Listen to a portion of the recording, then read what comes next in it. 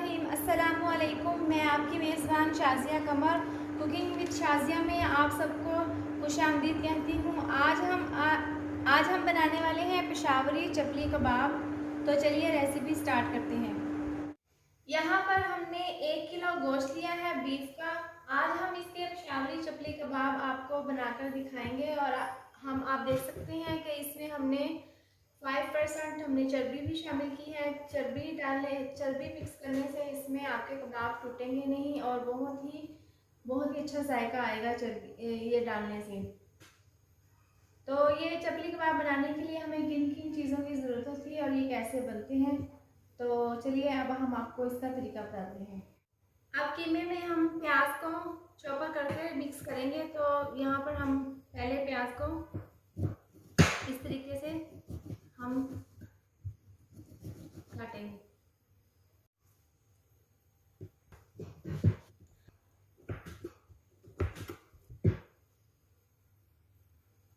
टमाटर कट चुके हैं, अब हम इसमें शामिल करेंगे।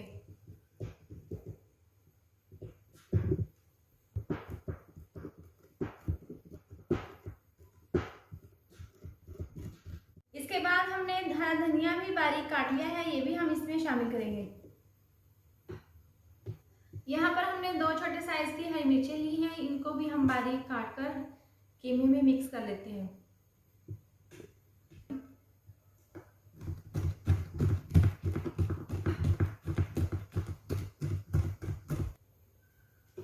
अब इसके अंदर कटी हुई हरी मिर्चें जाएंगी। अब हम इसके बाद इसमें कुछ मसाले जात शामिल करेंगे।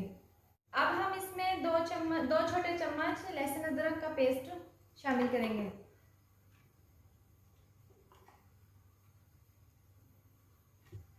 आधी चम्मच कुटी हुई लाल मिर्च, आधी चम्मच सुरख मिर्च पाउडर।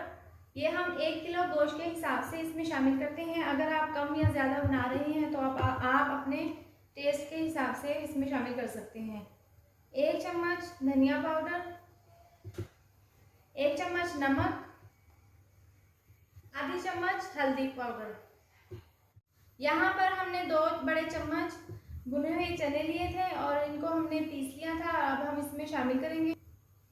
आप इसकी जगह मकई का आटा या फिर फाइन आटा भी डाल सकते हैं। इसके बाद 2 अदद अंडे इसमें मैं शामिल करूंगी। बाज़ लोग चपली कबाब में अंडों को फ्राई करके इसमें मिक्स करते हैं, लेकिन हम इसको इसमें ऐसे ही शामिल करेंगे। चपली कबाब में अंडे डालने की सबसे बड़ी वजह ये होती है कि इससे चपली कबाब टूटते नहीं और बहुत ही अच्छे तरीके से बन जाते हैं ये। अब हम इसको हाथ की मदद से 10 मिनट तक अच्छी तरीके से मिक्स करेंगे और फिर आपको हम चपली कबाब बनाकर दिखाते हैं। चपली कबाब का मसाला अच्छे से मिक्स हो चुका है। हमने इसको 10 मिनट तक अच्छी तरह हाथों की मदद से मिक्स किया था। आप भी इसको जितना अच्छा मिक्स करेंगे उतना ही अच्छा कबाब आपका तैयार होगा और ये टूटेगा भी नहीं। और अब हम इसको ऑयल में फ्राई कर लेते हैं। हम आपको इसका कबाब बनाकर दिखाते हैं कि ये कैसे बनता है। हमने इतना कीमा लिया है कबाब बनाने के लिए। आप अपनी मर्जी से जितना भी बड़ा या छोटा कबाब बनाए हिसाब से आप कीमा ले सकते हैं। पहले हमने इसको इस तरह करके गोल बनाना है, फिर इसको प्लेट में रख के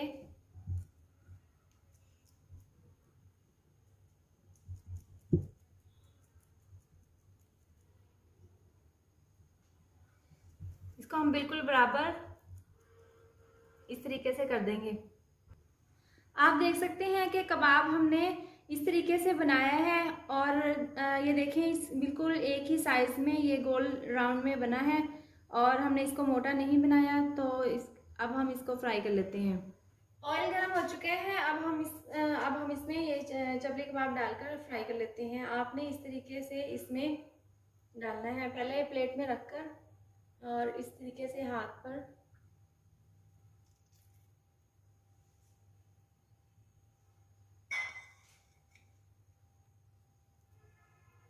अब इसमें हम इस तरह से रख लेंगे।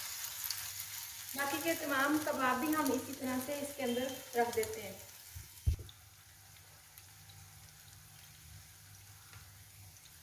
यहाँ पर हमने तमाम कबाब फ्राई करने के लिए रख दिए हैं, तो इसको 2 से 3 मिनट तक हम इसको नीचे से फ्राई करेंगे और फिर इसकी साइड को चेंज कर देंगे।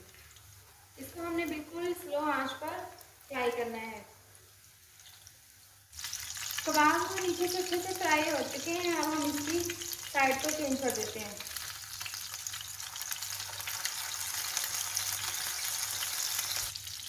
अब इस तरीके से हम सारे कबाब निकाल लेंगे। आप देख सकते हैं कि ये बहुत ही अच्छे तरीके से फ्राई हुए हैं और इसका कलर भी बहुत ही ज़बरदस्त गोल्डन ब्राउन हुआ है। तो आप देख सकते हैं कि ये कबाब हमारा बिल्कुल भी नहीं टूटा, बहुत ही अच्छे तरीके से ये तैयार हुआ है। अब हम इसको डिश आउट करते हैं।